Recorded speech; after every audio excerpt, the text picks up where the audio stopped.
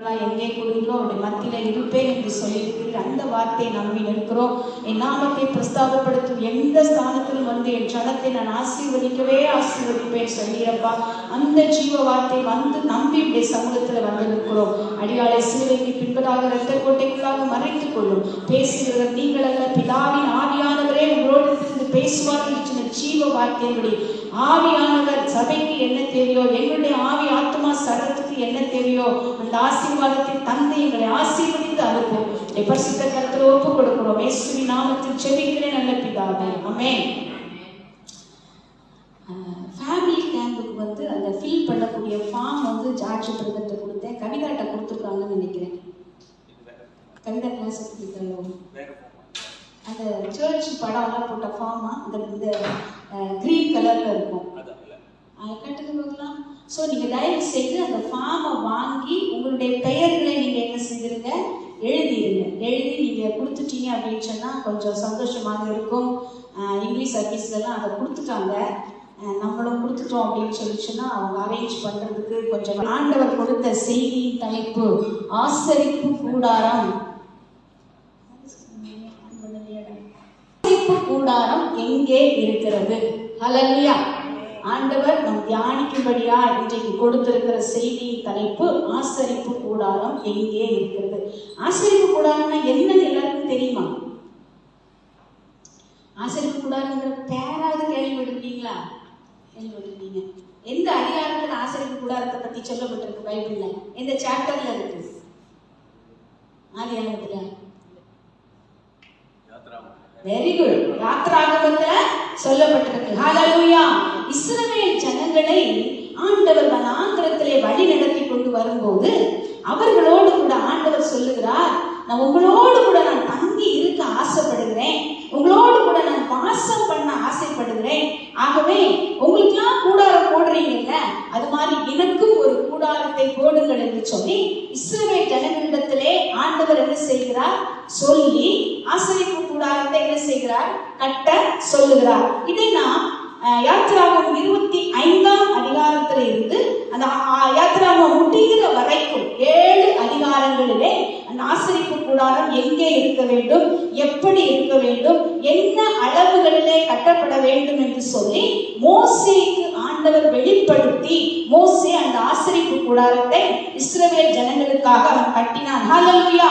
இந்த படத்துல நீங்க பாத்தீங்க அப்படின்னு சொல்லி சொன்னா இதுதான் ஆசரிப்பு கூடாரம். இந்த ஆசரிப்பு கூடாரத்தை சுற்றி 12 கோத்திரங்கள் பாளையமிறங்கி இருக்கிறார்கள். ஹல்லேலூயா.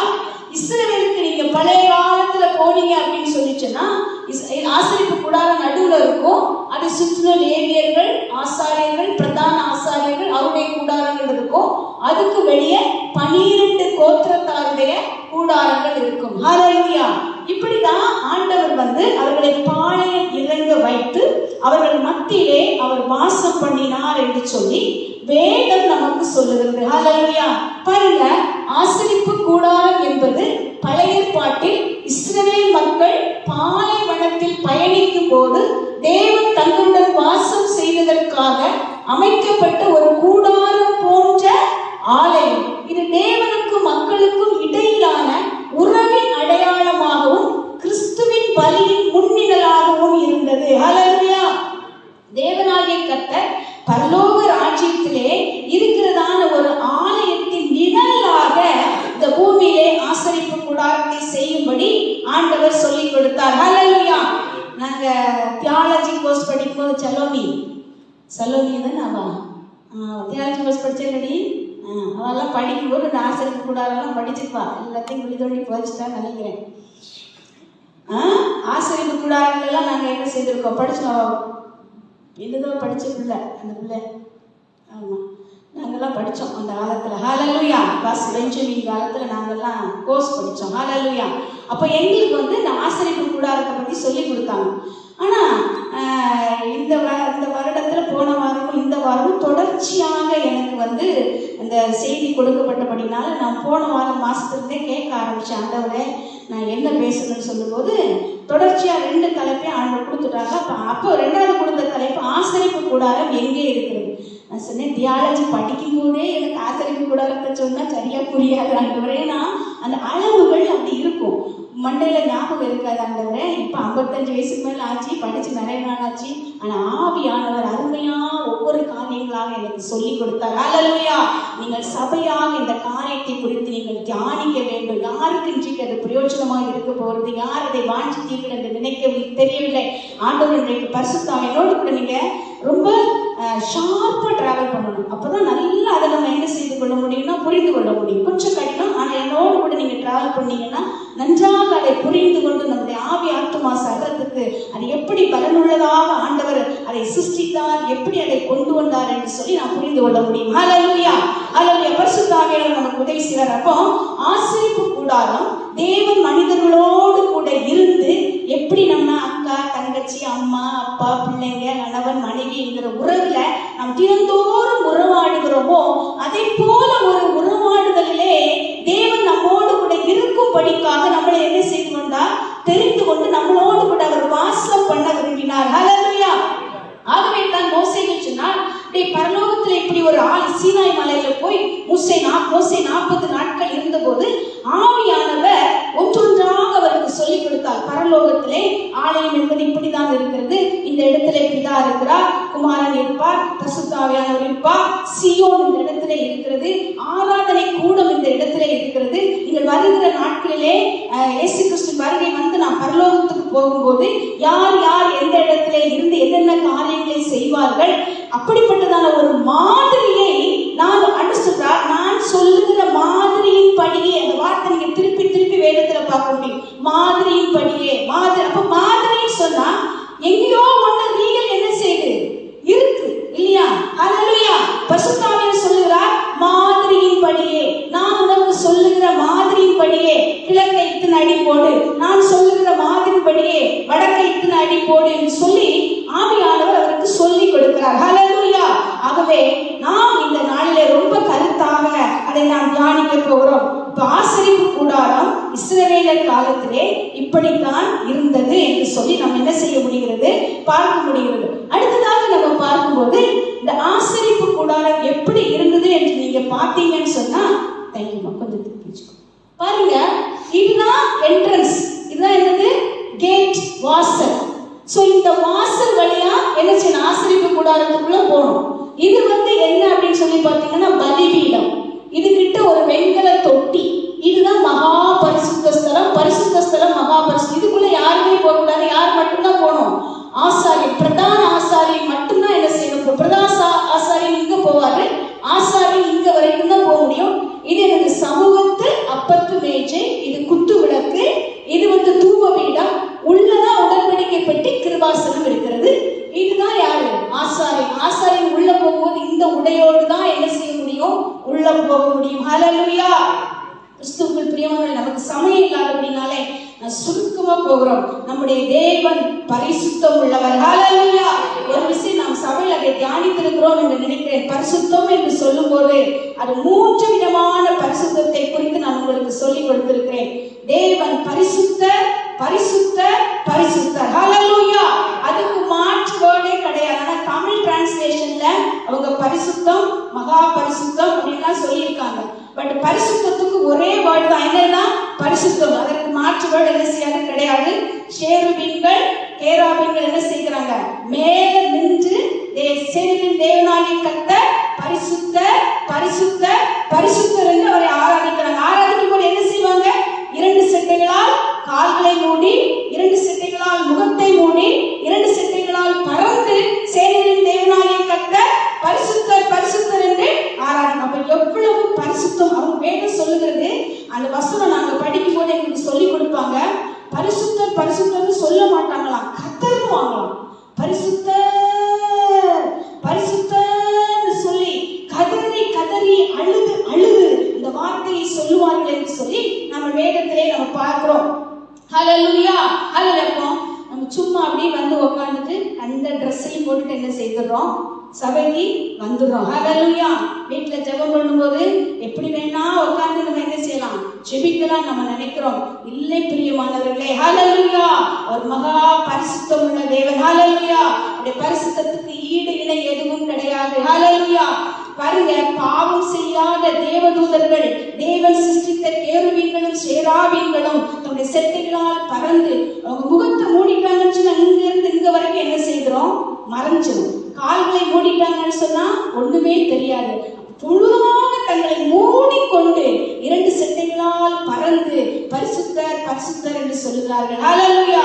இந்த தேவன் அப்படிப்பட்ட பரிசுத்தமுள்ள தேவன். இந்த காலவெளியிலே நம்முடைய மத்தியிலே இந்த இடத்திலே வாசம் பண்ணி நம்மளோடு பேச அவர் ஆவல் உள்ளவராக இருக்கிறார். ஹல்லேலூயா! எத்தனை பெரிய பாக்கியம் உள்ளவர்களாக இருக்கிறோம் பாருங்கள். அப்போ பிரதான ஆசாரியன் சும்மாவே போயிட முடியாது. இவ்வளோ உடைகளை அவன் என்ன செய்துட்டு போனோம்? போட்டுட்டு போனோம். எவ்வளவு கவர் ஆயிருக்கு பாருங்க. தலையெல்லாம் கவர் ஆகி, உடம்பெல்லாம் கவர் ஆகி, எத்தனை அடுக்கு ட்ரெஸ். இதெல்லாம் வேற வேற ட்ரெஸ்ஸுகள் ஆண்டவருக்கு சித்தமான நம்ம பின்பதாக தியானிக்கலாம். கீழே வந்து பாருங்க, மணி கட்டி இருப்பாங்க. அவர் எங்க போனாலும் இந்த மணி சத்தம் என்ன செய்யும்? கேட்கும். ஏன்னு சொன்னா பரிசுத்தம் இல்லாமல் இருந்தா அவர் அந்த இடத்துல என்ன செய்வாரு? மறித்து போவார். இப்ப வெளியே இருக்கிறவங்க உள்ள போக முடியாது. அப்ப என்ன செய்வாங்க? மணி சத்தம் இல்லைன்னு சொன்னா அவங்க போய் அந்த அதுக்கு கயிறு கட்டிருப்பாங்க காலில். அந்த மணி சத்தம் குறைஞ்ச உடனே உள்ள போய் அந்த கயிறை வச்சு அவங்க வெளியே இழுக்கும் போது அந்த பாடி என்ன செய்யும்? வெளியே வரும். ஹல்லேலூயா! இப்படிப்பட்ட பரிசுத்தமுள்ள தேவனை தான் நம்மை ஆராதித்துக் கொண்டிருக்கிறோம். ஹல்லேலூயா! புறஜாதியான ஜனங்கள் 3000 அடி தூரத்துல நிற்பாங்க. ஹல்லேலூயா! புறஜாதியான ஜனங்கள் இதை விட்டு 3000 அடி தூரத்துல வெளியே தான் நிற்க முடியும். சரிங்களா? யூதர்கள் 300 அடி தூரத்துக்கு போவாங்க. யூதர்கள் 300 அடி தூரத்துக்கு போவாங்க. லேவியர்கள் 30 அடி தூரத்துக்கு போகலாம். புரியுதுங்களா? அப்புறம் ஆசாரியர்கள் 3ல இருந்து 4 அடி இங்க நிற்பாங்க. பிரதான ஆசாரியர் 2 அடி தூரம் உள்ள வரைக்கும் என்ன செய்யலாம்? போகலாம். ஹல்லேலூயா! இதுதான் ஆண்டவர் கொடுத்த பிரமாணம். இன்றைக்கு நம்ம எல்லாரும் சபையாக கூடி பரிசுத்தமுள்ள தேவனை ஒரு மனதாய் ஆராதிக்கிறோம். ஹல்லேலூயா! யூதனென்றும் இல்லை, கிரேக்கனென்றும் இல்லை, ஆணென்றும் இல்லை, பெண்ணென்றும் இல்லை, ஆண்டவருக்குள்ளே நாம் பிள்ளைகளாய் இருக்கிறோம். ஹல்லேலூயா! சுதந்திரர்களாய் ஆராதிக்கும் வாக்கியத்தை தேவன் இந்த நாளிலே நமக்கு கொடுத்திருக்கிறார். ஹல்லேலூயா! யூதனுக்கும் கிடையாது, லேவியனும் கிடையாது, யாருமே கிடையாது. ஹல்லேலூயா! ரோமர் 8:16 சொல்லுகிறது, நாம் தேவனுடைய பிள்ளைகள் என்று சொல்லி ஆவியானவர் சாட்சி கொடுக்கிறபடினாலே கிருபாசன தண்டையை கிட்டி சேரும் பாக்கியம் நமக்கு கிடைத்திருக்கிறது. பிரியமானவர்களே, ஹல்லேலூயா! பாருங்க, நம்ம எல்லாம் எந்த காலத்துல இருக்கோம்? பழைய பாட்டின் காலத்துல இருக்கோமா? புதிய பாட்டின் காலத்துல இருக்கோமா? புதிய பாட்டின் காலத்துல இருக்கோம். ஹல்லேலூயா! பாருங்க, ஒரு ஒற்றுமை. பழைய பாடு புதிய பாடு ஒரு ஒற்றுமையை நம்ம பார்க்க போறோம். என்னெல்லாம் விஷயங்கள் இருக்கும்னா, பலி இருக்கும், ஆசரிப்பு இருக்கும், சட்டம் இருக்கும், மத்தியஸ்தர் இருக்கும். பழைய பாட்டுல பலி என்னது? மாட்டு பலி. ஆசரிப்பு கூடாரம். சட்டம் என்னது? கல்பலகையில் எழுதி கொடுத்த 10 கற்பனை. மத்தியஸ்தர் யாரு? மோசே. புதிய பாட்டுல இயேசுவின் இரத்த பலி, பரலோகத்தில் இருக்கக்கூடிய தேவாலயம், வசனங்கள் எல்லாம் உள்ளத்துல எழுதப்பட்டிருக்கு. மத்தியஸ்தர் யாரு? இயேசு கிறிஸ்து. ஹல்லேலூயா! அவர் சொல்லுகிறார், வேதம் இப்படியாக சொல்லுகிறது, வார்த்தைகளை எல்லாம் அவர் என்ன செய்கிறார்? நம்முடைய உள்ளத்திலே அவர் எழுதி வைத்திருக்கிறார் என்று சொல்லி நான் பார்க்கிறோம். எபிரேயர் 10:16 சொல்லுவது, அந்த நாட்களுக்கு பின்பு நான் அவர்களோட பண்ணும் உடன்படிக்கையாவது, நான் என்னுடைய பிரமாணங்களை அவருடைய இருதயங்களில் வைத்து அவைகளை அவருடைய மனதில் எழுதுவேன். எந்த நாட்களுக்கு பிறகு? இயேசு கிறிஸ்துவினுடைய நாட்களுக்கு பிறகு நமக்கு கல்பலகையோ கற்பனையோ கிடையாது. வசனங்கள் எல்லாம் எங்க எழுதப்படுகிறது? இருதயங்களிலே எழுதப்படுகிறதற்கு யார் உதவி செய்கிறார்? ஆவியானவர் உதவி செய்கிறார். ஹல்லேலூயா! சீனாய் மலையிலே மோசேக்கு 10 கட்டளையை ஆவியானவர் எழுதி கொடுத்தார். இந்த காலத்திலே பரிசுத்தாவியானவர் நமக்குள்ளே தங்கி தாவரித்து வேத வசனங்களை நம்முடைய இருதயத்திலே அவர் எழுதி வைத்திருக்கிறார். ஹல்லேலூயா! எழுதி வைக்க வேண்டும் என்று அவர் ஆசைப்படுகிறார். ஆகவே தான் சொல்லுகிறோம், வேதம் வாசிங்க, வசனத்தை என்ன செய்யுங்க? மனப்பாடம் பண்ணுங்க என்று சொல்லி நாம் சொல்லுகிறோம். ஆகவே இதுதான் பழைய பாட்டு. நம்ம கொஞ்சம் டீட்டெயிலா பார்க்க போறோம். பாருங்க, பழைய பாடு தேவனை அறிமுகப்படுத்தியது, புதிய பாடு நம்மை தேவனோடு ஒன்றுபடுத்துகிறது. அப்ப பழைய பாடு ஆராதனை, பலி, இதெல்லாம் வந்து நமக்கு அப்படி ஒரு நிழலா காட்டுச்சு. இதனுடைய நிறைவை நம்ம எங்க பார்க்கிறோம் சொன்னா, இயேசு கிறிஸ்துவில் அந்த நிறைவை நாம் பெறுகிறோம். ஹல்லேலூயா! ஒருவேளை அந்த காலத்துல இஸ்ரவேல் ஜனங்கள் காலத்துல இருந்தா நம்ம கிருபாசனத்துக்கிட்ட என்ன செய்ய முடியாது? போகவே முடியாது. ஹல்லேலூயா! நம்முடைய பரிசுத்தம் எல்லாம் அந்த பரிசுத்தம் பரிசுத்தம் பரிசுத்தம் இருக்குல்ல, அந்த பரிசுத்தத்துல 0.01 தான் நம்ம இருந்துட்டு இருக்கோம். ஹல்லேலூயா. நம்முடைய தேவன் மகா பரிசுத்தம் உள்ள தேவன். ஹல்லேலூயா.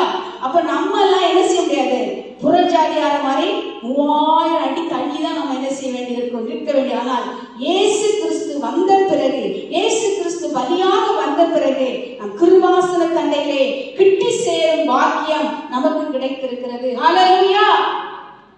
பாருங்க, இது எப்படி இருக்கு பார்க்கறதுக்கு, ஒரு கிராஸ் மாதிரி இருக்கா, சிலுவை மாதிரி இருக்கா இல்லையா? சிலுவை மாதிரி இருக்கா? பார்க்க முடியுதா? பார்க்க முடியுதா? பாருங்க, அந்த காலத்துல பிதாவாகிய தேவனிடத்திலே இஸ்ரவேல் ஜனங்கள் போய் அவரை ஆராதிப்பதற்கு, அவருடைய பிரசன்னத்திலே போய் சேருவதற்கு அந்த சிலுவை அடையாளத்தின்படியான 7 காரியங்களை செய்து தாண்டி தான் அவங்க எங்க போய் சேர முடியும், கிருபாசனத்திடத்திலே பிதாவாகிய தேவனிடத்திலே போய் அங்கே சேர முடியும். ஹல்லேலூயா.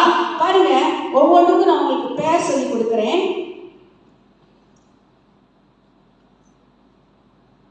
முதலாவது இருக்கிறது என்னது, பலிபீடம். இரண்டாவது இருக்கிறது வெண்கல தொட்டி. மூணாவது குத்து விளக்கு. நாலாவது தூபபீடம். அஞ்சாவது சமூகத்து அப்பத்து மேஜை. ஓகே. அடுத்ததாக உடன்படிக்கை பெட்டி. அதுக்கு மேல என்னது இருக்கு, கிருபாசனம் இருக்கு. ஹல்லேலூயா. இந்த 7 காரியங்கள் அங்கே இருக்கிறது. முதலாவது என்ன நடக்கும் அப்படின்னு பார்த்தீங்கன்னா, முதலாவது என்னது இருக்கு, பலிபீடம் இருக்கு. ஹல்லேலூயா.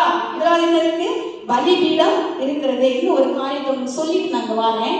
ஆசரிப்பு கூடாரத்தின் பொருட்கள் புதிய ஏற்பாட்டின் ஒற்று. பழைய ஏற்பாட்டுல ஆசரிப்பு கூடாரம் ஒவ்வொரு பொருளுக்கும் ஏதோ ஒரு ஆவிக்குரிய அர்த்தம் என்ன செய்து இருக்கு. ஹல்லேலூயா. நான் முதல்ல சொன்னேன், அது நிழலும், பழைய ஏற்பாடு நிழலும் புதிய ஏற்பாடு பொருளுமாக இருக்கிறபடினால பழைய ஏற்பாட்டுல கொடுக்கப்பட்ட இந்த ஆசரிப்பு கூடாரத்துல எல்லா பொருட்களுக்கும் என்னதற்கு ஒரு ஆவிக்குரிய அர்த்தம் அங்கே இருக்கிறது என்று சொல்லி நான் பார்க்கிறோம். பாருங்க, புதிய ஏற்பாட்டுல அந்த பொருட்கள் அனைத்தும் இயேசு கிறிஸ்துவின் வேலை மற்றும் நம்முடன் தேவன் வைத்துள்ள உறவை சுட்டி காட்டுகிறது. ஹல்லேலூயா. எதுக்கு மோசேயிடத்தில் ஆசரிப்பு கூடாரத்தை உருவாக்க சொன்னார்? பிதா பரிசுத்தம் உள்ள தேவன் வந்து ஜனங்களோடு கூட வாசம் பண்ணுவதற்காக உருவாக்க சொன்னார். இப்ப இயேசு கிறிஸ்துவின் வழியாக பிதாவாகிய தேவன் நம்மோடு கூட வந்து வாசம் பண்ணும்படியான ஒரு வழியை அவர் நமக்கு திறந்து கொடுத்திருக்கிறார். ஹல்லேலூயா. ஹல்லேலூயா. பாருங்க, முதலாவது நான் சொன்னேன், அந்த தேவாலயத்துக்கு நீங்க போனீங்கன்னு சொன்னா,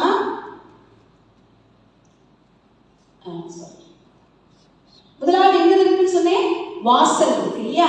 ஹல்லேலூயா. முதலாவது என்ன இருக்கு, வாசல் இருக்கு. நான் சொன்னேன் ஏற்கனவே, ஆசாரியர்களும் பிரதான ஆசாரியர்கள் தான் உள்ள போக முடியும். ஆனா இன்றைக்கு இயேசு நானே வழியும் சத்தியமும் ஜீவனுமாய் இருக்கிறேன் என்று சொல்லி அவர் வழியாக நாம் போகிறபடினாலே நமக்கு எந்த தடையும் கிடையாது. ஹல்லேலூயா. நமக்கு எந்த பிரதான ஆசாரியனும் வந்து நின்று ரெக்கமெண்டேஷன் பண்ண வேண்டிய அவசியம் என்ன செய்யாது, கிடையாது. ஹல்லேலூயா. என்று சொன்னால் இயேசு மெய்யான தேவன், ஒரு எனக்காய் ஒரு கல்வாரி சிலுவையிலே பாவத்துக்காய் ஜீவனை கொடுத்தார் என்று என்றைக்கு நாம் விசுவாசிக்கிறோமோ அன்றைக்கு இந்த வாசல் பிரதான ஆசாரியன் நமக்கு திறக்க வேண்டாம், நாமவே அந்த ஆலயத்துக்குள்ள நம்ம என்ன செய்துவிடலாம், போய்விடலாம். ஹல்லேலூயா. இன்னைக்கு நீங்க இயேசுவை சொந்த ரட்சகரா ஏற்றுக்கொள்ளலன்னு சொன்னா இந்த ஆலய வாசல் வழியா வந்திருப்பீங்களா? வந்திருக்க முடியுமா? முடியாது இல்லையா? அப்ப இயேசுவை, அவரே இயேசு வழியும் சத்தியமும் ஜீவனுமாய் இருக்கிறார் என்று சொல்லி நாம் விசுவாசிக்கும் போது இந்த மகிமையான ஆசீர்வாதத்துக்குள்ளாய் வருகிற ஒரு வாக்கியம் நமக்கு கிடைக்கிறது. ஹல்லேலூயா. பாருங்க, பழைய ஏற்பாடு ஆசரிப்பு கூடாரம் நுழைவதற்கான ஒரு வாசல், புதிய ஏற்பாடு இயேசுவே ஒரே வழி.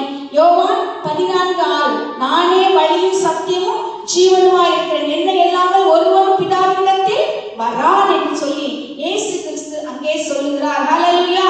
எல்லா நாளும் நம்ம என்ன சொல்றது, ஆசீர்வாத செய்தியே கேட்டு இன்னைக்கு ஆண்டவர் கொஞ்சம் வேக வசத்துக்குள்ள கொஞ்சம் டீப்பா நம்மளை கூட்டிட்டு போறாரு. ஆகவே சோர்ந்து போக, நிறைய பேர் கொட்டாய் விட ஆரம்பிச்சிட்டீங்க. சோர்ந்து போகாதுங்க, உற்சாகமாக இருந்து கேளுங்க. ஹல்லேலூயா. வாயில் அந்த வார்த்தைகளை ஆண்டவர் தருகிற ஆசீர்வாதமான வாக்குத்தத்த வார்த்தைகளை சுதந்திரிப்பதற்கு அவர் நம்மோடு பண்ணியிருக்கிற உடன்படிக்கையின் அறிவு நமக்கு இருக்கும் போதுதான் அந்த ஆசீர்வாதங்கள் நமக்குள்ளே வந்து பலிக்கும். ஹல்லேலூயா. அவரை கொஞ்சம் உற்சாகமாக என்னோடு கூட நீங்க பயணிக்கும்படி உங்களை அன்போடு கூட நான் கேட்கிறேன். ஹல்லேலூயா. பாருங்க, அப்ப அந்த தேவாலயத்துல 7 காரியங்கள் அங்கே அந்த ஆசரிப்பு கூடாரத்திலே சொல்லப்படும். முதலாவது அந்த பலிபீடத்துல என்ன செய்வாங்கன்னு சொன்னா, ஒரு யூதன் போய் ஒரு ஆட்டையாவது ஒரு மாட்டையாவது பிடிச்சிட்டு போய் அந்த பலிபீடத்துக்கு அவன் என்ன செய்வான், நிற்பான். ஆசாரியன் வந்து கேட்பான், என்ன அப்படின்னு சொல்லிட்டு நான் சொல்லுவான், எனக்கு சமாதான பலி பண்ணணும். ஏன்னு சொன்னா ஆண்டவருக்கும் எனக்கும் உள்ள உறவுல கொஞ்சம் பிரச்சனை ஆயிடுச்சு, அதனால எனக்கு அதை நீங்க சரி பண்றதுக்காக, அதாவது சமாதான பலிக்கு என்ன கொண்டு போகணும், எத்தனை வயசு ஆட்டுக்குட்டி கொண்டு போகணுங்கிறது வேதத்துல சொல்லப்பட்டிருக்கு. அது ஒரு பெரிய ஸ்டடி, லேட்டர் நம்ம அதை படிக்கலாம். அப்போ ஒரு ஆடையோ ஒரு மாட்டையோ ஒரு புறாவையோ கொண்டு போய் ஒரு யூதன் அந்த பலிபீடத்துக்கிட்ட நிற்பான்.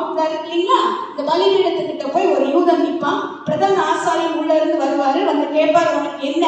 ஒருத்தர் சொல்லுவான், எனக்கு சமாதான பலி செலுத்தணும். ஒருத்தர் சொல்லுவான், இல்ல என்னுடைய கூடாரங்கள் எல்லாம் சத்துருவால திருடப்படுகிறது, சோ எனக்கு போஜன பலி செலுத்து. போஜன பலி பாதுகாப்பை குறிக்கிறது, சோ எனக்கு போஜன பலி செலுத்தணும் என்று சொல்லி ஒரு புறாவோ ஆடோ மாடோ கொண்டு போய் நிற்பான். இன்னொருத்தர் சொல்லுவான், ஆண்டவருக்கு விரோதமாக நான் என்ன செய்துட்டேன், குற்றம் செய்துட்டேன், ஆகவே நான் என்ன செய்யணும், பலி செலுத்தணும், அதுக்கு ஆடாது மாடாது நிற்கும். ஒருத்தர் சொல்லுவான், மனுஷனுக்கு விரோதமாக நான் பாவம் செய்துட்டேன், அதனால பாவ நிவாரண பலி எனக்கு செலுத்தணும், ஆகவே நான் என்ன செய்கிறேன், இதை கொண்டு வந்து நிற்கிறப்போ ஒவ்வொருத்தரா பொய் ஆடு மாடு புறா கொண்டு போய் வச்சுட்டு அந்த இடத்துல என்ன செய்வாங்க, நிற்பாங்க. அங்க என்ன செய்யப்படும், அவருடைய பலிகள் தகனிக்கப்படும். ஹல்லேலூயா, ஹல்லேலூயா. இன்றைக்கு ஆண்டவராகிய இயேசு கிறிஸ்து நம்மிடத்துல எதை விரும்புகிறார்? இயேசு கிறிஸ்துவின் காலத்துக்கு பிறகு நம்மையே அவர் ஜீவ பலியாய் கொடுக்க விரும்புகிறார். ஹல்லேலூயா.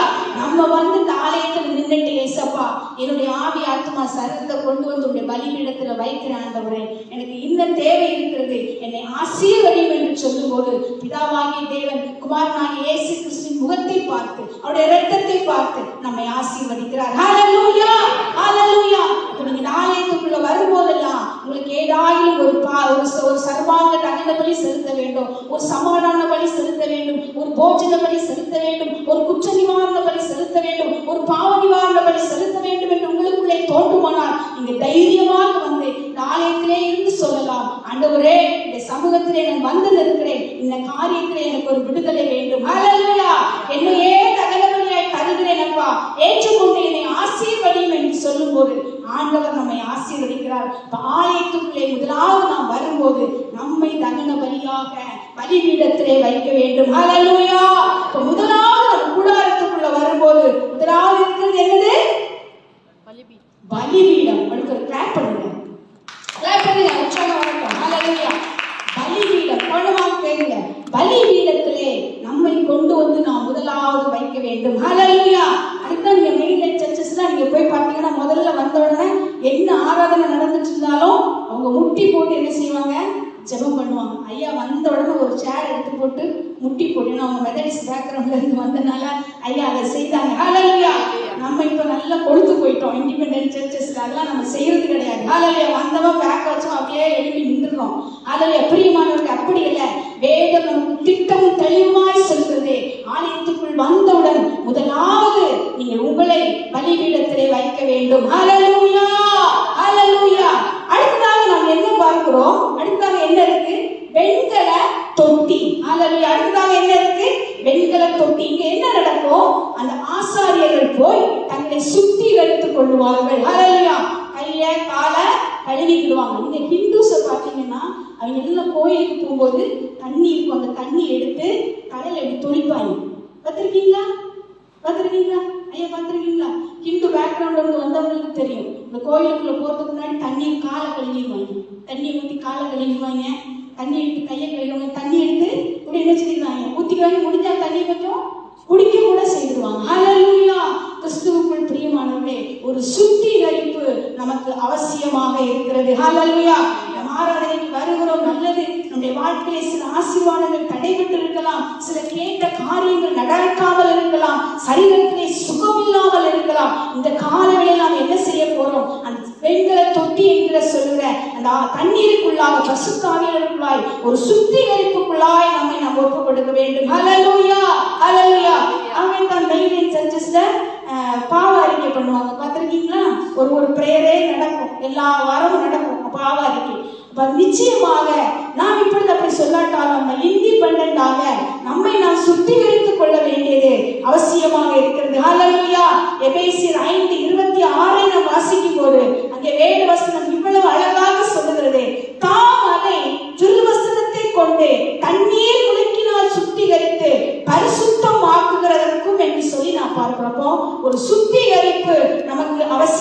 இருக்கிறது. ஹல்லேலூயா. அடுத்ததாக நம்ம பார்க்கும்போது என்ன பாருங்க, என்ன இருக்கு? பொன் குத்து விளக்கு. ஹல்லேலூயா. அடுத்ததாக பார்க்கும்போது பொன் குத்து விளக்கு. இந்த குத்து விளக்கு என்ன செய்யும்? ஆசரிப்பு கூடாரத்துல 24 மணி நேரமும், வாரத்தின் 7 நாட்களும், வருடத்தின் நமக்கு 365, யூதர்களுக்கு 366, அத்தனை நாட்களும் இந்த குத்து விளக்கு என்ன செய்யும்? அணையாமல் எரிந்து கொண்டிருக்கும். ஹல்லேலூயா. ஹல்லேலூயா.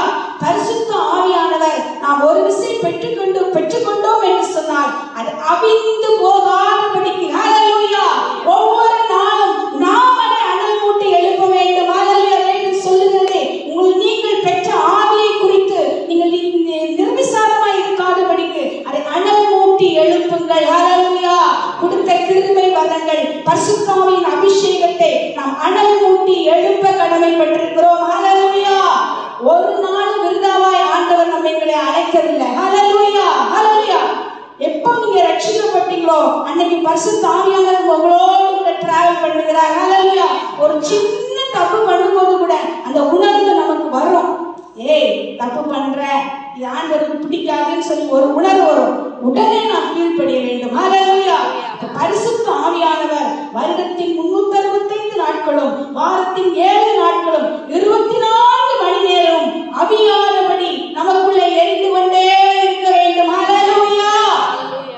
பெஸ்ட் வே, பாச பேசிட்டே இருங்க. என்ன சூழ்நிலையா இருந்தாலும் பாச பேசிட்டே இருங்க. ஹல்லேலூயா.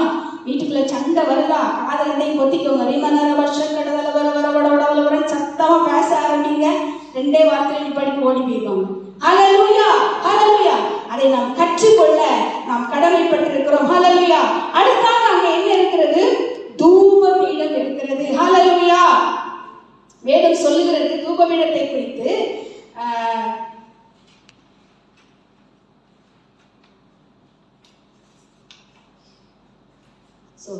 தூபபீடம் எதை குறிக்கிறது? பரிசுத்தமான பிரார்த்தனையை குறிக்கிறது. ஆசாரியன் என்ன செய்வான்? இந்த தூபபீடத்துக்கு முன்னாடி வந்து நின்று அந்த நிறைய இன்சென்ஸ் போடுவாங்க. இன்சென்ஸ் போடுவாங்க. என்ன போடுவாங்கன்னா லவங்கம், வசம்பு, வெள்ளைப்போளம், கருவாப்பட்டை, இவைகளெல்லாம் வைத்து தயாரிக்கப்பட்ட ஒரு இன்சென்ஸ், அதாவது அந்த வாசனை திரவியம் சொல்லுவோம் இல்லையா, அதை உருவாக்கி அந்த இடத்துல ஆசாரியன் புகையா என்ன செய்வான்? போட்டுருவோம். போட்ட உடனே அந்த இடம் முழுவதும் என்ன செய்கிறோம்? மூடிடும். ஹல்லேலூயா. ஆசாரியர்கள் எதையுமே தன்னுடைய கண்களால் அவர்களால் என்ன செய்ய முடியாது? பார்க்க முடியாது.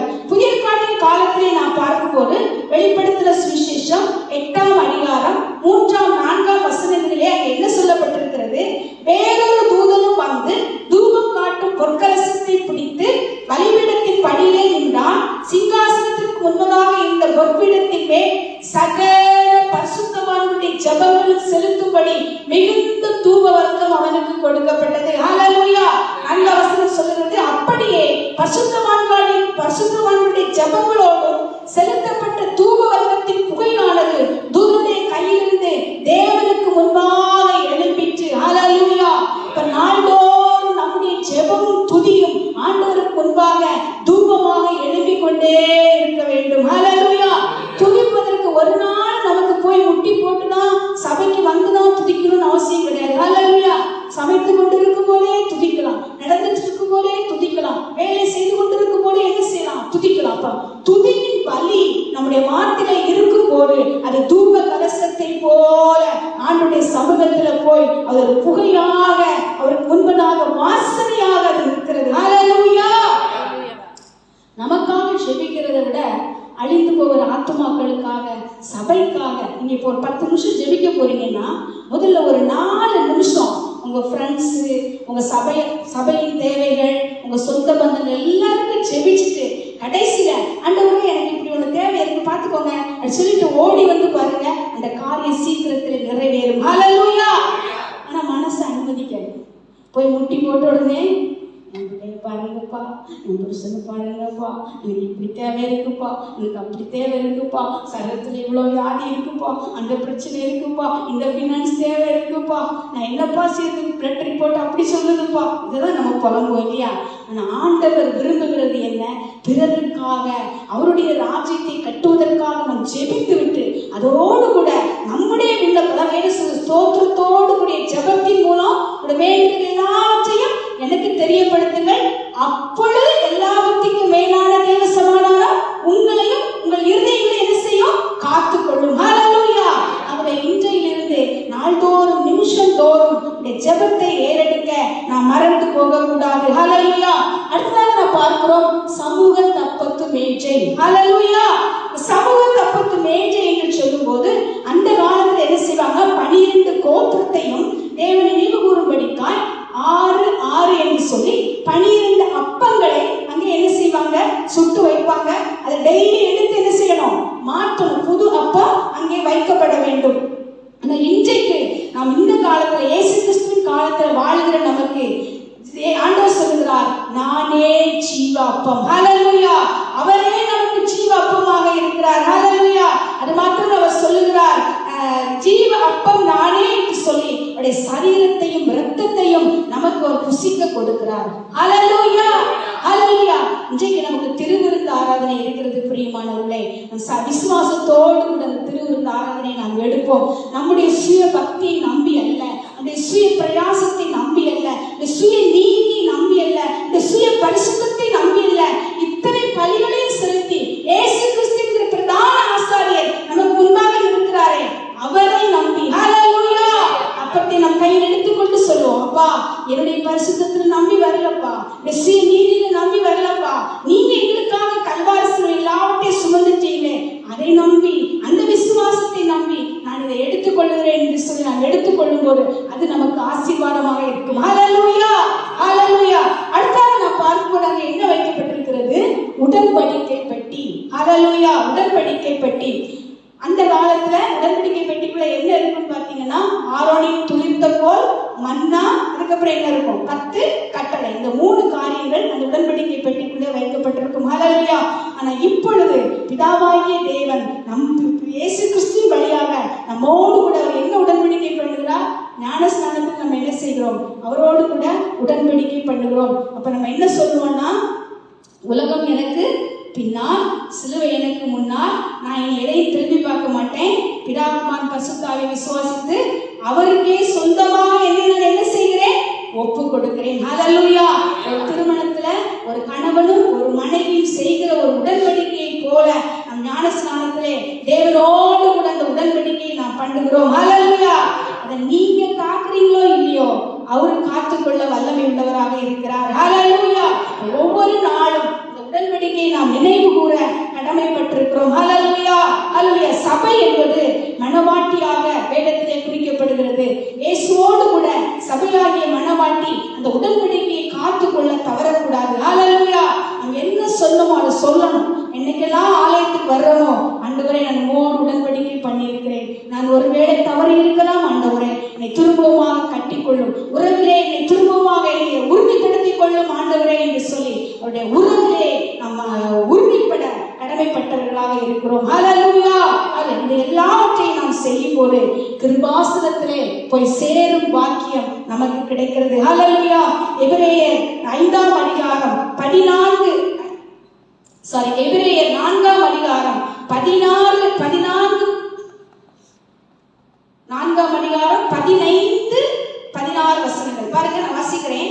நம்முடைய பலவீனங்களை குறித்து பரிதபிக்க கூடாத பிரதான ஆசாரியர் நமக்கிராமல் எல்லாவிடத்திலும் நம்மை போல் சோதிக்கப்பட்டும் பாவம் இல்லாதவராய் இருக்கிற பிரதான ஆசாரியரே நமக்கு இருக்கிறார்.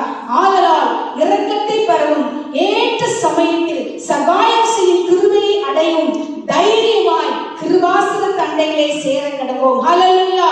இயேசு கிறிஸ்துவின் வழியாக கிருபாசன தண்டையிலே போய் சேரும் பாக்கியம் நமக்கு கிடைக்கிறது. ஹல்லேலூயா. ஹல்லேலூயா. ஆகவே எதை பற்றியும் கவலைப்பட வேண்டிய அவசியம் இல்லை. ஹல்லேலூயா. பிதாவாகிய தேவன் பரிசுத்தமுள்ளவராய் இருந்தாலும் நாம் இந்த காரியங்களை எல்லாம் செய்து நம்மை தகன பலியாய் ஒப்பு கொடுத்து வெண்கல பலிபீடத்திலே நம்மை கழுவி பரிசுத்தாவியாகிய குத்துவிளக்கு அணையாமல் எரியும் பொழுது தூபபீடத்திலே அந்த ஜெபங்களை வைக்கும் போது ஆசனமாகிய அப்பத்தினால நம்மை மூடிக்கொள்ளும் போது அவருடைய சரீரத்தினால நம்மை அந்த சுதந்திரத்தை அடையும் போது உடன்படிக்கை அவரோடு படுற உடன்படிக்கை வழியாக கிருபாசன தண்டையிலே போய் நாம் நிற்கும் பாக்கியம் நமக்கு கிடைக்கிறது. ஹல்லேலூயா. ஹல்லேலூயா. அடுத்ததாக நம்ம பார்ப்போம். பாருங்க, ஆசரிப்பு கூடாரத்தின் பொருட்களும் புதிய ஏற்பாட்டின் ஒற்றுமை. பழைய ஏற்பாட்டில் பார்த்தாச்சு இல்லையா? சரி, பழைய ஏற்பாடு ஆசரிப்பு கூடாரம் ஒரு நிழல். எபிரேயர் 1:10 இப்படி இருக்க நியாயப்பிரமாணமானது வரப்போகிற நன்மைகளின் பொருளாயிராமல் அவைகளின் நிழலாய் மாற்றம் இருக்கிறபடியால் வருஷந்தோறும் இடைவிடாமல் செலுத்தப்பட்டு வருகிற ஒரே விதமான பலிகளினாலே அவைகளை செலுத்த வருகளை ஒரு காலம் பூரணப்படுத்த மாட்டாது. அந்த காலத்துல பலிகளை செலுத்துறதுனால பூரணராக்கப்பட்டாங்களான்னா இல்ல. ஹல்லேலூயா. எபிரேயரிலே நான் வாசிக்கும் போது நம்மை அல்லாமல் ஒருவரும் பூரணராக்கப்படவில்லை என்று சொல்லி வேதம் அங்கே சொல்லுகிறது. ஹல்லேலூயா. பாருங்க, மாட்டு பலியினால பாவம் ஒழிக்க முடியாது. ஆசரிப்பு கூடாரம், அந்த கூடாரம் கையினால கட்டப்பட்டது. பரலோகத்திலே நித்திய ஒரு ஆலயம் அங்கே இருக்கிறது. ஹல்லேலூயா. தீர்க்க தரிசனம் இயேசுவின் வருகையை குறித்துதான் எல்லா தீர்க்க தரிசனங்களும் வேதத்திலே நமக்கு சொல்லுகிறது. உண்மை என்னன்னு சொன்னா, பழைய ஏற்பாட்டுல ஆண்டவரின் திட்டம் ஒரு முன்னோட்டமாக தான் சொல்லப்பட்டது. ஹல்லேலூயா. தீர்க்க தரிசனங்கள் எல்லாம் இயேசு கிறிஸ்து வருவாரு, பிறப்பாரு, அவர் மரிப்பாரு, உயிரோடு எழுப்புவார் என்று சொல்லி தீர்க்க தரிசனங்கள் எல்லாம் முன்னோட்டமாக சொல்லப்பட்டது. ஆசரிப்பு கூடாரம் ஆண்டவரிடத்தில் நாம் எப்படி அணுக வேண்டும் என்பதை ஒரு முன்னோட்டமாக பழைய ஏற்பாட்டிலே நமக்கு சொல்லி கொடுக்கப்பட்டது. புதிய ஏற்பாடு வரும்போது அது நமக்கு நிறைவை கொடுக்கிறது. இயேசு கிறிஸ்துவுக்குள்ளாய் நாம் வந்து விசுவாசிக்கும் போது அது நமக்கு நிறைவை கொடுக்கிறது. பிரியமானவர்களை பாருங்க, மத்தேயு 5:17 சொல்லுகிறது, நியாயப்பிரமாணத்தை ஆனாலும் தீர்க்க தரிசனங்களை ஆனாலும் அழிக்கிறதற்கு வந்தேன் என்று எண்ணிக்கொள்ளாதீர்கள், அழிக்கிறதற்கு அல்ல நிறைவேற்றுகிறதற்கே வந்தேன். ஹல்லேலூயா. சில சொல்லுவாங்க, பழைய ஏற்பாடெல்லாம் வாசிக்க கூடாது சிஸ்டர். கேட்டிருக்கீங்களா? நம்ம கிறிஸ்தவங்களே சொல்லுவாங்க பழைய ஏற்பாடெல்லாம் வாசிக்க கிடையாது. வேதத்தில் உள்ள ஒவ்வொரு உறுப்பிலும் மகிமை இருக்கிறது. ஹல்லேலூயா. மோசே சீனாய் மலையில போய் உட்கார்ந்து பரிசுத்த ஆவியானவரோட சொல்லி எழுதும் போது அவருக்கு வானம் பூமி எப்படி சிருஷ்டிக்கப்பட்டது என்று சொல்லி தெரியும். அந்த காலத்துல மோசே இருந்தாரா? இல்ல. ஆபிரகாமை பார்த்தாரா? பார்க்கல. ஈசாக்க பார்த்தாரா? பார்க்கல. ஆனா மோசே அந்த 5 ஆகமங்களையும் பரிசுத்த ஆவியானவரோட துணையோடு கூட ஒரு அழகாக எழுதி முடித்தார். ஹல்லேலூயா. இப்ப தேவன் வேதத்துல வைத்திருக்கிற ஒரு வசனம் கூட அது வீணானது கிடையாது. நம்ம ஒரு வசனத்தை வாசித்து புரியலன்றதுக்காக விட்டுறக்கூடாது. வேதம் சொல்லுகிறது, வேதத்திலே ஒரு வசனத்துக்கு ஒரு வசனம் ஜோடி இல்லாமல் போகாது. தேடி வாசியுங்கள். வேதத்தின் மகத்துவர்களுக்கு எண்ணி கொடுத்தேன், அவர்கள் எழுதி கொடுத்தேன், அவர்களும் அதை அந்நிய காரியமாக எண்ணாகவே வேதத்தின் மகத்துவங்களை வசனங்களை நாம் வாசிக்கும் போது அதை தியானித்து அதை சுதந்திரிக்க நாம் கடமைப்பட்டிருக்கிறோம். ஹல்லேலூயா. சோ நியாயப்பிரமாணத்தை அழிக்க அல்லது மறந்து போக இயேசு கிறிஸ்து வரவில்லை, அதை நிறைவேற்றுவதற்கே வந்தார். ஹல்லேலூயா. பாருங்க, வசனம் சொல்லுகிறது, வானமும் பூமியும் ஒழிந்து போனாலும் நியாயப்பிரமாணத்தில் உள்ளதெல்லாம் நிறைவேறும் அளவும் அதில் ஒரு சிறு எழுத்தாயிலும் ஒரு எழுத்தின் உறுப்பாயிலும் ஒழிந்து போகாது என்று மெய்யாகவே உங்களுக்கு சொல்லுகிறேன். ஹல்லேலூயா. எபிரேயர் 9:11 கிறிஸ்துவானவர் வரப்போகிற நன்மைக்குரிய பிரதான ஆசாரியராய் வெளிப்பட்டு கையினால் செய்யப்பட்டதாகிய இந்த சிருஷ்டி சம்பந்தமான கூடாரத்தின் வழியாக அல்ல, பெரிதும் உன்னதமான கூடாரத்தின் வழியாகவும் வெள்ளாட்டுக்கடா இளங்காலை இவருடைய இரத்தத்தினாலே அல்ல, நம்முடைய சொந்த இரத்தத்தினாலே ஒரே தரம் மகா பரிசுத்த ஸ்தலத்திலே பிரவேசித்து நித்திய மீட்பை உண்டு பண்ணினார். ஹல்லேலூயா. இனி போய் உட்கார்ந்து அதாவது இந்த கட்டளைகளை நம்ம பிரிக்கணும். எப்படி பிரிக்கணும்னு சொன்னா, பலி பலி பலி இயேசு கிறிஸ்துவோட அந்த பலி நின்று போச்சு. புரியுதுங்களா? அதுக்கப்புறம் உள்ளதெல்லாம் நம்ம கடைபிடிக்கத்தான் ஆகணும். ஹல்லேலூயா. அந்த 10 கட்டளையில ஆண்டவர் கொடுத்த பிரமாணத்துல அந்த ஆடு மாடு பலியிடுகிற அந்த ஒரு இடத்துல மட்டும்தான் இயேசு கிறிஸ்து வைக்கப்பட்டு பிரதான ஆசாரியராய் நமக்கு இருக்கிறார். மற்றபடி எல்லாவற்றையும் நாம் நன்றாக வாசித்து தியானித்து அதை புரிந்து கொண்டு அதை கடைபிடிக்க நாம் கடமைப்பட்டிருக்கிறோம். ஹல்லேலூயா. கடைசி வசனம் பாருங்க, 2 கொரிந்தியர் 5:17 இப்படி இருக்க ஒருவன் கிறிஸ்துவுக்குள் இருந்தால் புது சிருஷ்டியாய் இருக்கிறான், பழையவைகள் ஒழிந்து போயின, எல்லாம் புதிதாயின. ஹல்லேலூயா. இன்றைக்கு இயேசு கிறிஸ்துவை சொந்த இரட்சகராக நாம் ஏற்றுக்கொள்கிறோமோ, இப்பொழுது பழையவைகள் ஒழிந்து ஒரு புதிய வாழ்க்கையை பெற்று நாம் புதிய பாட்டின் காலத்துக்குள்ள இருக்கிறபடினால இயேசு கிறிஸ்துவை வழியும் சத்தியம் ஜீவனுமாய் வைத்து இந்த பிரமாணங்களை நாம் கை கொண்டு நடக்க கடமைப்பட்டவர்களாய் இருக்கிறோம். ஹல்லேலூயா. பாருங்க, இயேசு உண்மையில் இயேசுவே நிழலில் காட்டப்பட்ட அனைத்து காரியங்களின் நிறைவாக இருக்கிறார். அப்ப பழைய ஏற்பாடு நிழலும் புதிய ஏற்பாடு இயேசு கிறிஸ்துவின் வழியாக அது நிறைவு பெறுகிறதுமாக இருக்கிறது என்று சொல்லி நாம் பார்க்கிறோம். ஹல்லேலூயா. எல்லாரும் எழுப்பி நிற்கலாமா? ஒரு நிமிஷம் நாம் எழுப்பி நிற்போம். ஆண்டுடைய சமூகத்தில் நாம் கேட்போம். இந்த பலிபீடத்தின் ஒவ்வொரு ஆசரிப்பு கூடாரத்தில் காட்டப்பட்ட இந்த 7 காரியங்களை அப்படியே உங்க கண்ணுக்கு முன்னால கொண்டு வாங்க. என்னெல்லாம் வைக்கப்பட்டிருந்தது? பலிபீடம், வெண்கல தொட்டி, விளக்கு, தூபபீடம், தேவ சமூகத்தில் அப்பம், உடன்படிக்கை பெட்டி, கிருபாசனம். இதை ஞாபகத்தில் அப்படியே கொண்டு வந்து நம் ஜெபத்துக்குள்ளாக கடந்து போக போகிறோம். ஹல்லேலூயா. மணவாளனாகிய இயேசு கிறிஸ்து வருகிறார். இந்த காரியங்களை நாம் கை கொண்டு நம்மை பரிசுத்தப்படுத்திக் கொண்டு ஆண்டவரை சந்திக்க நாம் ஆயத்தமாவோம். ஹல்லேலூயா.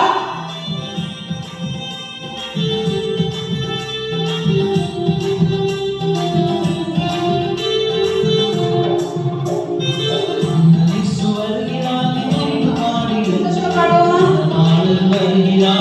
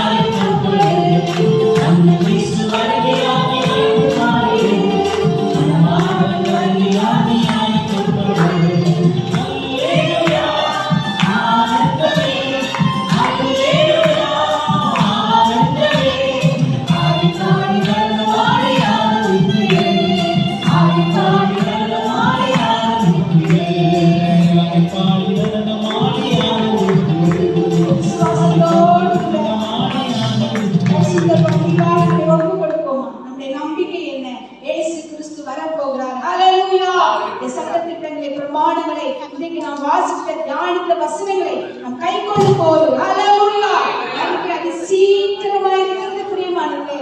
யாரை பார்த்தாலும் மாரநாதா என்று சொல்லுங்கள். ஹalleluya. Good morning. It's so nice to see all of you. எல்லாரையும் பார்த்தது எனக்கு மிகுந்த சந்தோஷம். I saw a handsome man, and the first thing I asked Kavita, I said, "How come Vijay is here? I thought he's working." நான் கவிதாடத்துல கேட்டேன், Jackson இடத்துல விஜய் இந்த இடத்துல இதுபடி பார்த்து எப்படி ஒரு வந்தாருன்னு கேட்டேன். Just after work. வேலைக்கு பிறகு அவர் வந்திருக்கிறார். You know, he worked overnight. அவர் இரவு முழுவதும் வேலை பார்க்கிறார். And his eyes see all the money. அவருடைய கண்ணு கூட பணத்துக்கு மேல இருக்கு. And then he come here to see Jesus. Hallelujah. Hallelujah. Hallelujah. Praise the Lord. You know, Jesus died on the cross, and Jesus said, "It is finished." இயேசு கிறிஸ்து சிலுவையிலே மரிக்கும்போது முடிந்தது என்று சொன்னார். Jesus said, "I pay all for you." இயேசு சொன்னார், எல்லாவற்றையும் உங்களுக்காக நான் சிலுவையிலே செலுத்தி விட்டேன் என்று சொன்னார். So today you don't need to pay any down payment or any repayment. நீங்க எந்த ஒரு தொகையும் நீங்க ஆண்டவருக்கு செலுத்த வேண்டிய அவசியம் இல்லை. So we can receive from Jesus anything. இயேசுவிடத்தில் நீங்க என்ன வேண்டுமானாலும் பெற்றுக்கொள்ளலாம். From health, to peace, to joy, to forgiveness of our sin. உதவி, சந்தோஷம், சமாதானம், பாவமன்னிப்பு எல்லாவற்றையும் பெற்றுக்கொள்ளலாம். And today I want you to receive the greatest gift that Jesus gave to us. இந்த காலையில் இயேசு கிறிஸ்து ஒரு பெரிய காரியத்தை நமக்கு தந்திருக்கிறார். அதை தான் நாம் சொல்றோம். Amen. And when you receive this gift, the rest of the gift will come. இதை நீங்கள் பெற்றுக்கொள்வீர்கள் என்று சொன்னால் வேறுள்ள எல்லா ஆசீர்வாதங்களும் வந்து சேரும். The greatest gift is the Holy Spirit. அது என்னவென்று சொன்னால் அது பரிசுத்த ஆவியானவராக இருக்கிறார். Amen. Amen. So let's take the break together first. Shall we open the... Yes.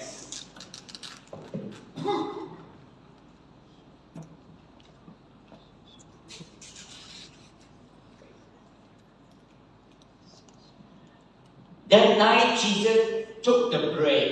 ராத்திரியிலே இயேசு அப்பத்தை எடுத்து and he said, "This is my body broken for you." இது உங்களுக்காக பிக்கப்பட்ட என்னுடைய சரீரம் என்று சொன்னார். Whatever brokenness that you have, Jesus has taken that brokenness. உங்களுடைய வாழ்க்கையில் என்னெல்லாம் உடைந்து போன நிலைமையில் இருக்கோ எல்லாவற்றையும் இயேசு கிறிஸ்து எடுத்துக்கொண்டார். So by faith let us partake the bread right now. விசுவாசத்தோடு இந்த அப்பத்தை நாம் எடுத்துக்கொள்வோம்.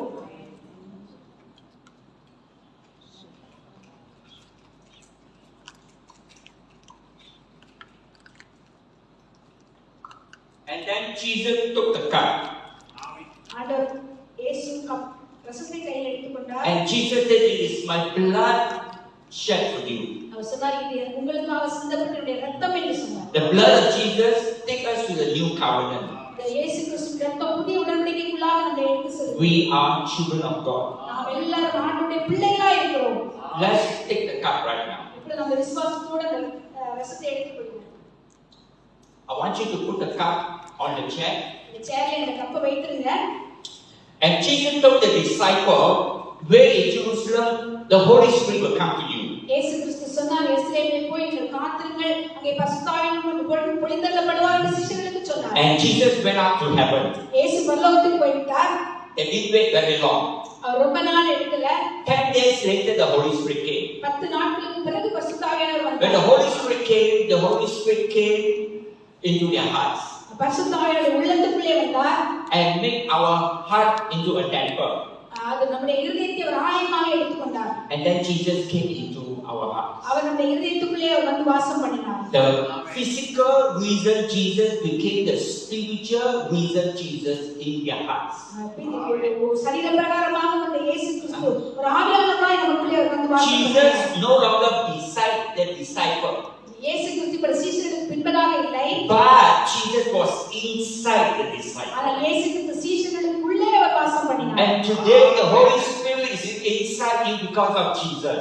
இயேசு கிறிஸ்து மூலமாக பரிசுத்த ஆவியானவர் நமக்குள்ளே வாசம் பண்ணுகிறார். And when you have the Holy Spirit, you have Jesus as well. பரிசுத்த ஆவியானவரை பெற்றுக்கொள்ளும்போது இயேசு கிறிஸ்து அவரோடு கூட வந்து So நமக்குள்ளே வாசம் I want you to lift up your hand. உங்களுடைய கரங்களை உயர்த்தி கொள்ளுங்கள். Look up to heaven பரலோகத்தை நோக்கி with பாருங்கள். no condemnation. எந்த ஒரு குற்றத்தையும் You are set free by the blood. எல்லாரும் இயேசுவின் இரத்தத்தால் Open your mouth right now and let the Holy Spirit inside you பரிசுத்த ஆவியானவர் வந்து உங்களுக்குள்ளே வாசம் fill you right now எல்லாவற்றையும் and right now. 1, 2, 3. Hallelujah.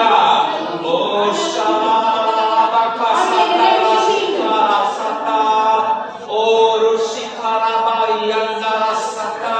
Hallelujah. Kurabarabakasata. Hallelujah. Open your mouth and let whatever inside you.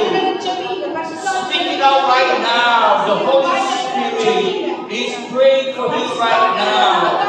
Kurasakarasata, Oromo Kuratakarabasate, Oromo Kurakasata, Oromo Kurabakarabasata, Oromo Kurabakasakarabarianda, Kuramakasande, Kuramasanda, Hallelujah, Kuraba. Hallelujah. Okay. Amen. I want you to look up here.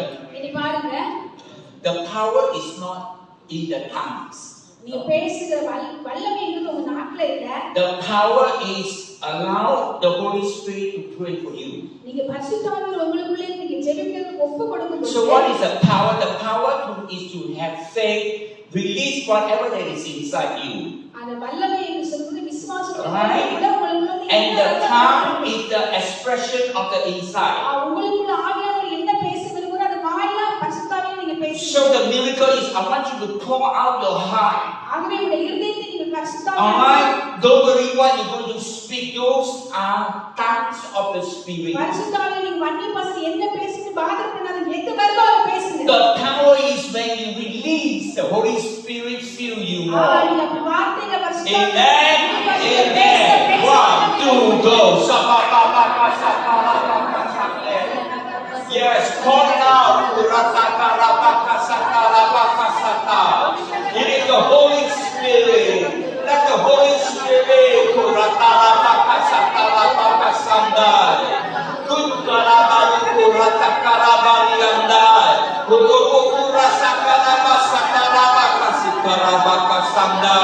give your burden,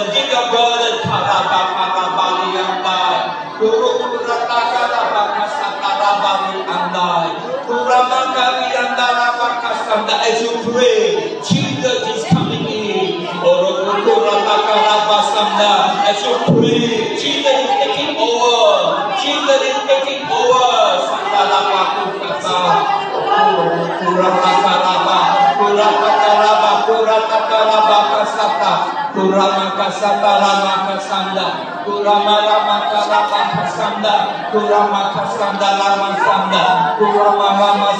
As you pray, let the peace of Jesus, let the joy of Jesus,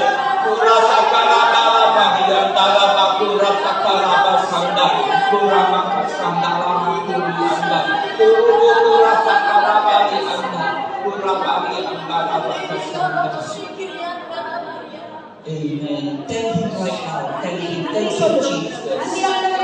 Thank you, Jesus. Thank you, Jesus. Thank you, Jesus. Thank you for the miracle. Thank you for the miracle. Pray one more time. Release the prayer. The Holy Spirit is helping you.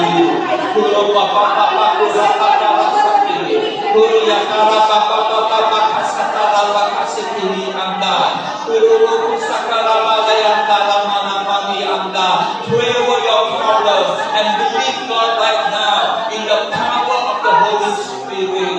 In the name of Jesus. In the name of Jesus. In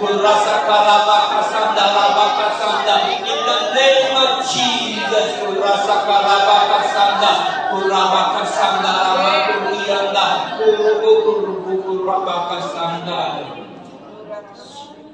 We believe in the name of Jesus. What is impossible to us is possible to Jesus. What is difficult to church, Jesus can do a miracle. Let's pray for church right now. What is impossible is possible to you, Jesus. Kurasa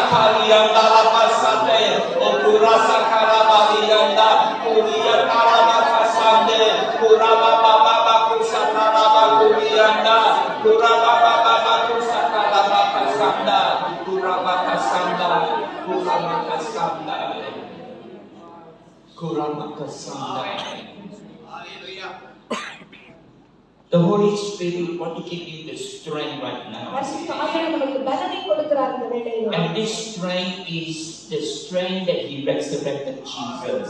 இயேசு கிறிஸ்துவிடத்திலிருந்து அந்த பலனை அவர் நமக்கு பெற்றுக் கொடுக்கிறார். So whatever that is heavy inside you, உங்களுக்குள்ள எதெல்லாம் கனமானதா நீங்க feel பண்றீங்களோ, that you are tired, எல்லாம் நீங்க சோர்வாய், the Holy Spirit want to give you the strength. பரிசுத்த ஆவியானவர் நேரத்துல எல்லாம் பலன் கொடுக்கிறார். So let the Holy Spirit pray through you right now. பரிசுத்த ஆவியானவர் உங்களுக்காக இப்பொழுது வேண்டுதல் செய்ய ஒப்புக்கொடுங்க. 1, 2, 3. Kurapakara kurasakari andalakasanda.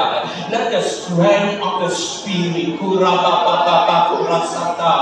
Oh, shikuratakariya torokushata. Ukurasakariata.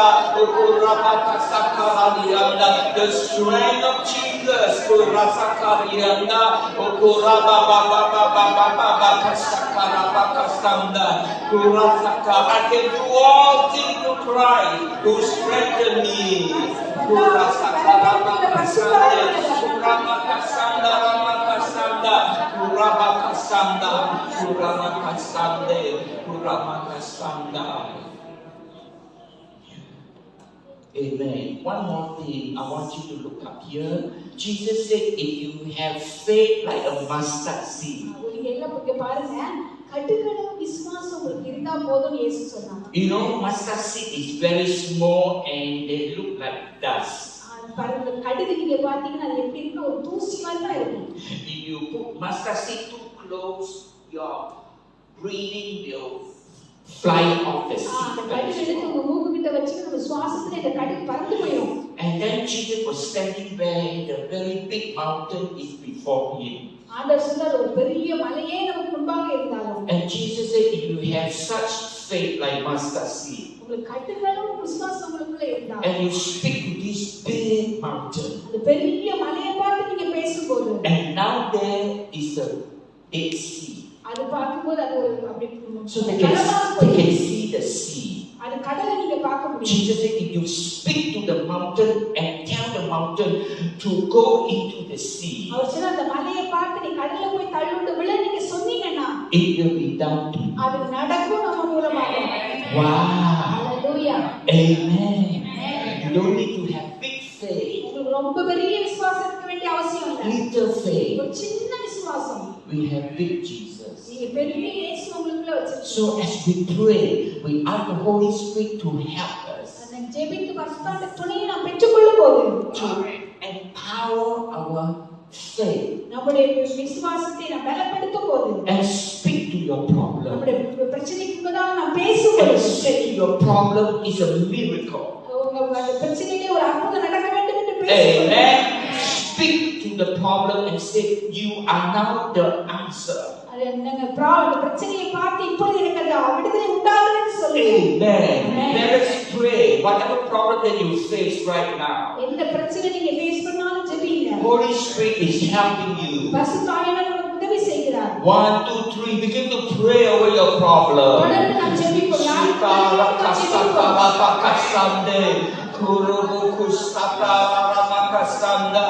Oh, Shuramakasakara Kurabakasakaramakasande, Kurabarabakasande, Kurabakasandai, Kuramakasanda. It's going to be a miracle. Kurakasaka, Kurubukusanda. In the name of Jesus, Kurasakarabasiko, Oh, Ratakaramakasikianda, Oh, Rakasanda, Ramakasanda, Ramakasanda, Karamakasanda. Glory to Jesus. Glory to Jesus. Thank you, Jesus. This mountain shall be removed right now. In the name of Jesus. In the name of Jesus. This mountain before us will be removed right now. In the name of Jesus.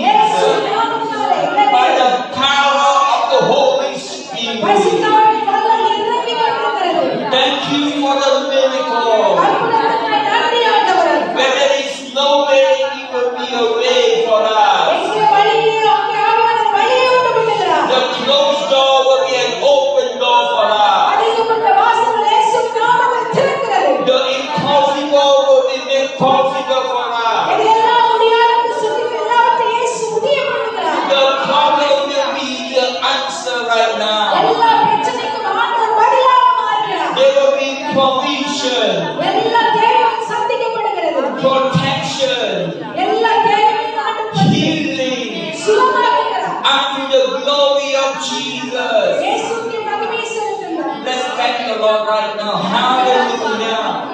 Thank you, Lord. Thank you for the answered prayer. We give you glory.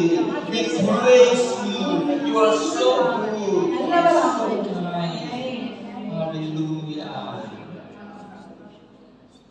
Amen. Go in the blessing of the Lord. ஆண்டவரே ஆசீர்வாதத்தோடு கூட புறப்பட்டு போங்க. Thank you. You may be seated. நீங்க உட்கார்ந்திருங்கள். Amen. ஆமென். கர்த்தரை ஸ்தோத்திரி. எங்களுடைய